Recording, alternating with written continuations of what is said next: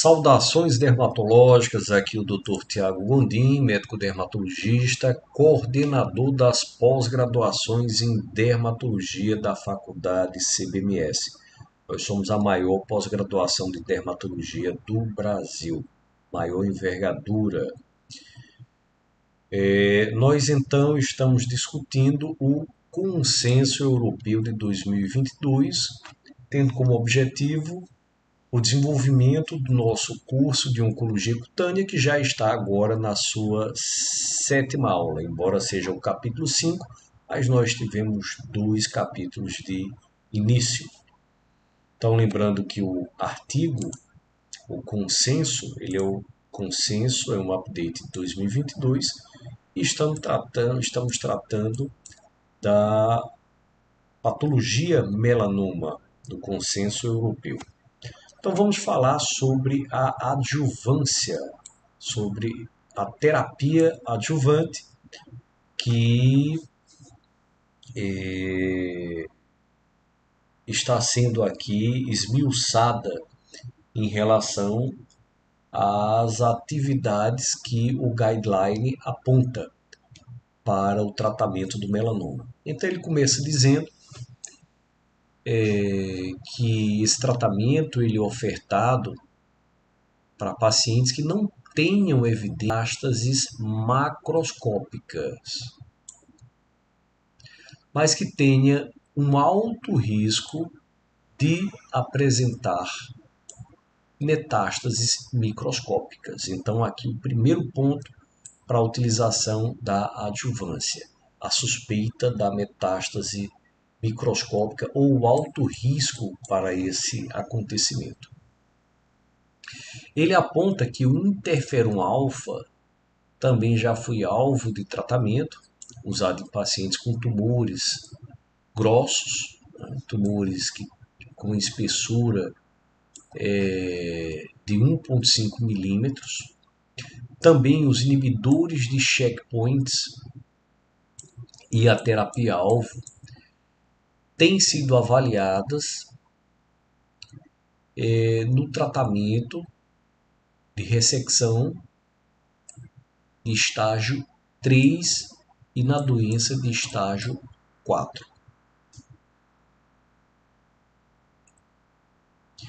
Então, ele fala que no caso de recidivas, de metástases à distância, então ele até usa o termo sobrevida livre de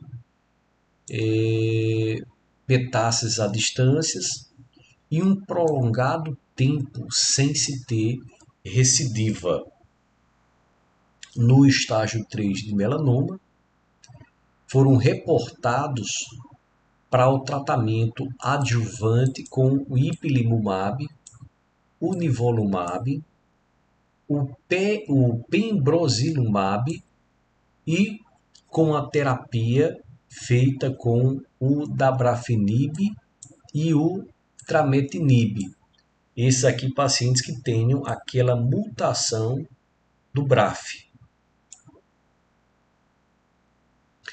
Então ele fala que impactos significantes na sobrevida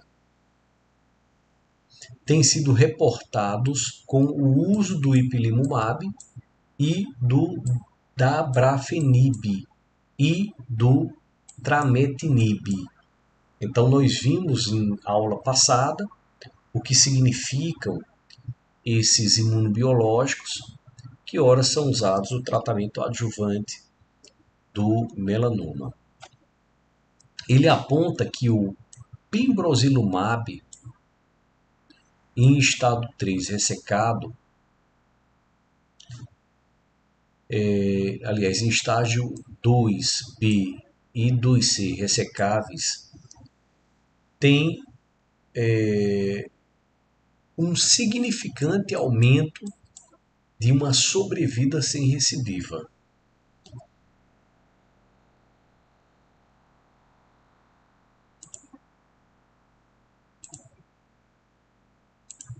Então, isso é importante.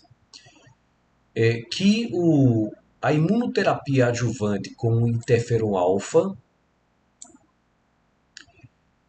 também tem uma avaliação que é significante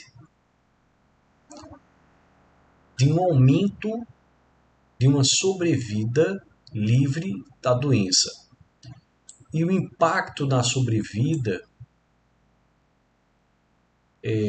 levando-se em consideração a questão de, digamos, de toxicidade, que é algo importante do ponto de vista terapêutico para avaliação, inclusive da utilização da medicação. Então, sobre esse ponto de vista, ele considera que o impacto no sistema operacional, embora uma toxicidade significativa, não deveria ser mais usado como uma opção de primeira linha, no caso do interferon. E aí ele fala também da adjuvância com a imunoterapia com o CTLA4 e o PD-1, né? Vimos lá nos inibidores checkpoint, PD-1 anticorpo no estágio 3 e no estágio de doença 4 ressecada.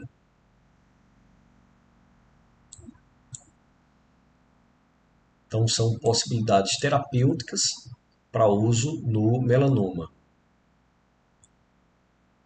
O ipilimumab, que foi uma das primeiras drogas a mostrarem resultados interessantes, então como um bloqueador de CTLA4 dos anticorpos. Então ele cita aqui a dosagem dado 3 vezes por semana nas primeiras 12 semanas, seguidos por uma infusão a cada 12 semanas por até 3 anos. No estágio 3, isso aqui baseado no AJCC em sua 7ª edição. E fala dos benefícios observados por esse ipilimumab,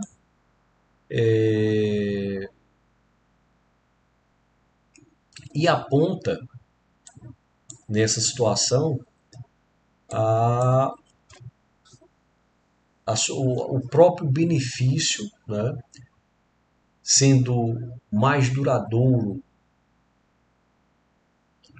para a sobrevida, embora haja preocupações com a toxicidade também. Aí ele traz outro adjuvante, também do CTL4, PD-1 anticorpo, o nivolumab.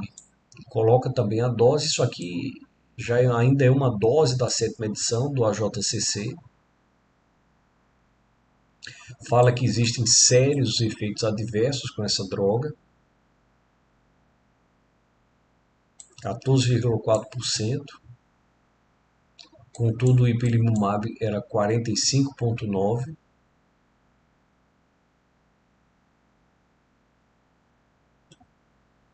Então ele foi superior ao ipilimumab. Contudo, os efeitos na sobrevida não foram diferentes. Aqui o pembrolizumab, também do AJCC 7ª edição, a utilização 200 mg por 3 semanas,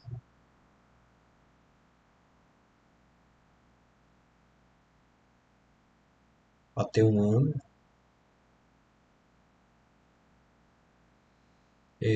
Aponta que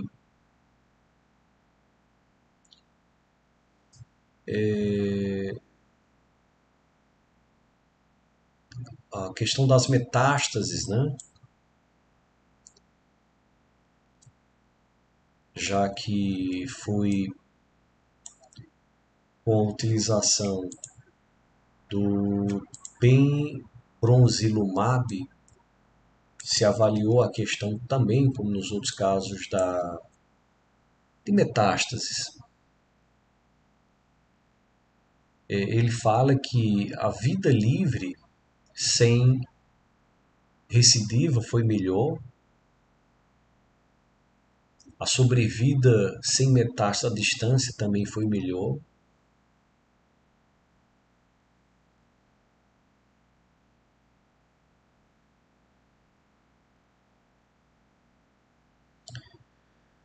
E a associação ipilimumab e nivolumab, ela trouxe, obviamente, alguns benefícios. Claro que sendo observado a questão da soma dos efeitos colaterais, né? Então ele faz aí a cada 2 semanas a utilização do nivolumab, a cada 6 semanas o ipilimumab.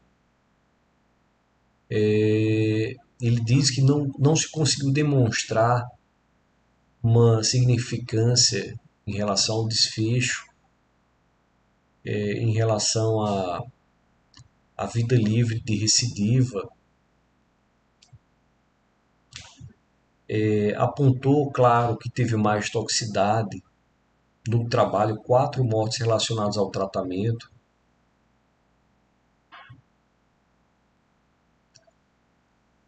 Mas é uma possibilidade se fazer essa associação. E aqui ele vem para a adjuvância a partir de terapias-alvos com os inibidores de BRAF/MEK, o vemurafenib, uma combinação de tratamento com os inibidores BRAF/MEK, se tornou padrão, né, para o melanoma que apresente a mutação BRAF. Seria um ano de tratamento com o vemurafenib.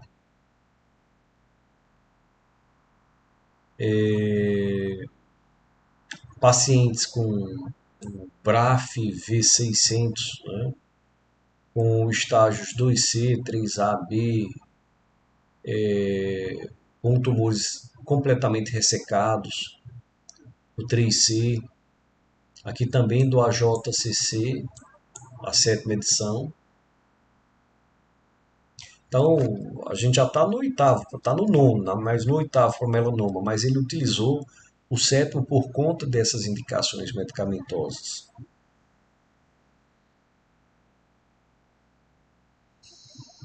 E aí também os inibidores associados, né, o dabrafenib e o trametinib. Então aqui foi outra forma de utilização de tratamento para, para o melanoma, né? Então essa combinação dos inibidores de BRAF e MEK tornam-se padrão para tratamento de melanoma também com mutação BRAF.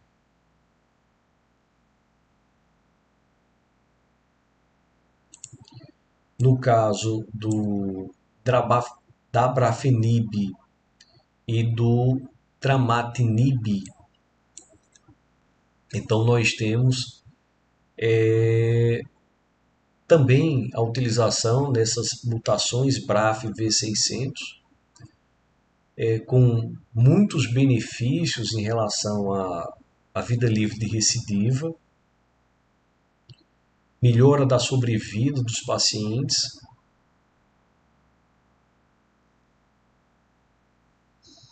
Então são essas as possibilidades. No caso de adjuvância em estágio 2 da doença com pembrolizumab, também foi usado, tendo alto benefício para pacientes com T3B, o estadiamento. alguns efeitos colaterais como hipotireoidismo, hipertireoidismo. E aí ele coloca aqui, né, para finalizar, ele traz um informe em relação ao que tem para o futuro, o que é que nos aguarda em relação aos tratamentos de melanoma. Então, é tentar se aumentar a eficácia e, obviamente, diminuir toxicidade, né, melhorar a eficácia das terapias adjuvantes, selecionar melhor os candidatos para fazer essa terapia. Então, seriam os pontos mais fortes da indicação ao final do trabalho. E aí, para sacramentar, eu trouxe aqui um trabalho de 2018 que fala exatamente do estadiamento do melanoma, né? Ele fala que a incidência do melanoma cutâneo nos Estados Unidos teve aumento, né, 3% ao ano. Estágios iniciais, né, como o 1 e o 2 de melanoma, tem um bom prognóstico. Então a gente diz que esse é o tumor que o dermatologista trata.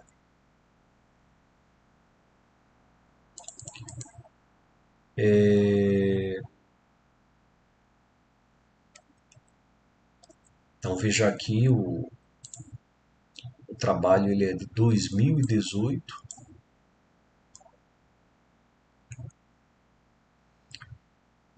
O estágio 3, o estágio 3, ele tem um prognóstico um pouco mais difícil, um pouco mais heterogêneo, né? O estágio 4 tem um prognóstico pobre.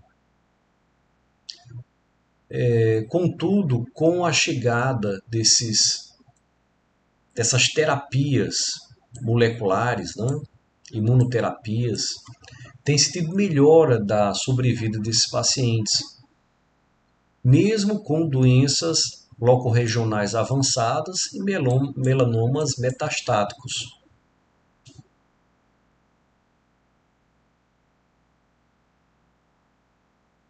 Então aqui ele aponta o estadiamento das lesões, então melanoma sem evidência de metástases regionais ou à distância foram estratificados em 8 tipos, né, 8 subcategorias, T1A até T4B.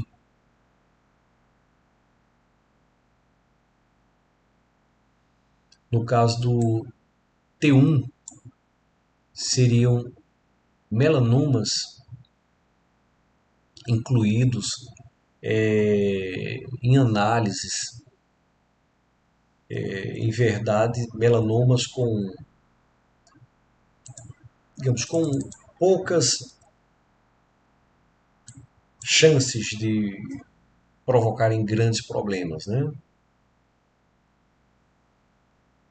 Então, diagnóstico clínico patológico, os melanomas de tipos 2, tipos T2, T4, esses são aqueles que a gente já aponta a necessidade de um mapeamento linfático, biópsias de linfonodo sentinela.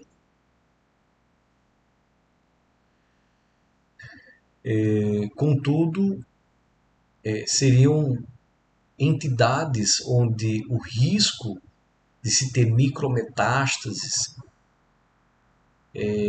metástases em trânsitos, né, metástases satélites,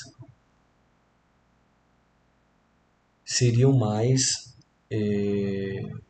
afastadas, né, principalmente desse melanoma PN0. Bom, então finalizamos agora essa primeira parte da avaliação dos documentos, do consenso, e vamos voltar com a avaliação de outros tumores de pele, bem como do próprio melanoma, que volta a ser volta a ser objetivo, objeto aqui do nosso estudo na oncologia cutânea. Espero vocês na próxima, então.